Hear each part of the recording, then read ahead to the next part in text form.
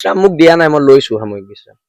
আজি মই chief secretary Rontu Paniphukan, আমাৰ সভাপতি হেমন্ত বৰা আৰু অলপ আগতে মই হৰ গগৈৰ লগত লগ হৈছিলোঁ, আমাৰ সাংগঠনিক সচিব। মই প্ৰকৃততে ভাগৰুৱা, মোৰ অকণমান সৰু এটা অস্ত্ৰোপচাৰ কৰাবলগীয়া আছে, কিন্তু অস্ত্ৰোপচাৰটো যিটো হ'ব এইটো ডক্তৰে মানে সদায় সময় দিব নোৱাৰে, এইটো কাইলৈ পাতিব লাগিব কেতিয়া সময় দিব পাৰিব। আৰু মোৰ ভণ্টি ডুবাইত থাকে, তাই কাইলৈ পাবহি, তাই কাইলৈ অসম পাবহি। তাইক লৈ অকণমান, তাইক লৈ মাক লৈ বৰমাক লৈ বাইদেউক লৈ মানুহজনীক লৈ অকণমান আমি ফুৰিবলৈ যাম। আৰু সেইকাৰণে অলপ মোক এটা বিশ্ৰামৰ প্ৰয়োজন হৈছিলে। মইতো যোৱা এবছৰৰ পৰা কৈ আছিলোঁ যে মোক এটা বিশ্ৰামৰ প্ৰয়োজনীয়তা আছে, আৰু এইটোক লৈও যে ৰাজনীতি হ'ব ভবা নাই। বীৰ লাচিত কোনোবাই দুভাগ কৰিম বুলি ভাবিছে নেকি? কোনোবাই প্ৰেম পত্ৰ লিখিব আৰু তাৰপিছত বীৰ লাচিত দুভাগ হৈ যাব।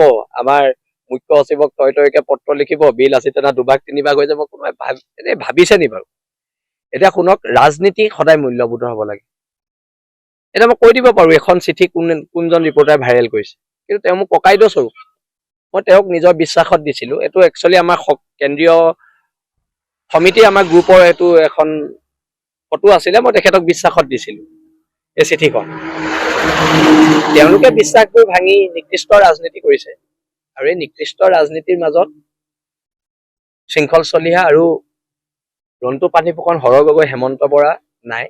আমি মূল্যবোধৰ কথা বতৰাত বিশ্বাসী, আৰু বীৰ লাচিত সত্তাটো কোনোবাই দুভাগ কৰিব পাৰিব নি? চৰকাৰী যন্ত্ৰই নোৱাৰিলে কোনোবাই চিঠি লিখি দুভাগ কৰিব পাৰিব নি? মই সকলোকে ধন্যবাদ জনাইছোঁ মোক বিশ্ৰাম দিয়াৰ বাবে।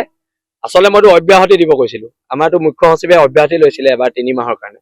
মই একচুৱেলি তেওঁলোকে মোক অব্যাহতি নিদিলে, কাৰণ এতিয়া সাময়িক পৰিৱেশ পৰিস্থিতি অলপ বেলেগ। এই সাময়িক পৰিৱেশ পৰিস্থিতিত যিকোনো ধৰণৰ জাতিৰ বিপদ হ'ব পাৰে, আৰু বিপদৰ সময়ত মোক প্ৰয়োজনীয়তা হ'ব পাৰে, মোৰ প্ৰয়োজনীয়তা, তেতিয়া মই ওলাই আহিম। আৰু এতিয়া যিখন যুদ্ধ আমাৰ বাংলাদেশৰ বিৰুদ্ধে যিখন সংগ্ৰাম, সেই সংগ্ৰামখন আমাৰ সৈনিকসকলে চলাই যাব। আজি তদুপৰি আজি আমগুৰিতো বহুত আমাৰ সৈনিক যোগদান কৰিছে, আৰু মই প্ৰায় 1 মাহ নহ'লেও 10-15 দিনলৈ মই অলপ অৰুণাচল ফালে ফুৰিব যাম।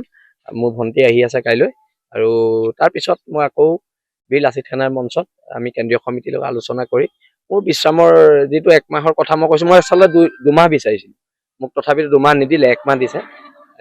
হ'ব, পৰৱৰ্তী পৰ্যায়ত দেখা যাব, কিন্তু আমাৰ এই সত্তাটো কোনো ভাঙিব নোৱাৰে। মোৰ হাঁহি উঠিছে আৰু পুতৌ জন্মিছে তেওঁলোকলৈ।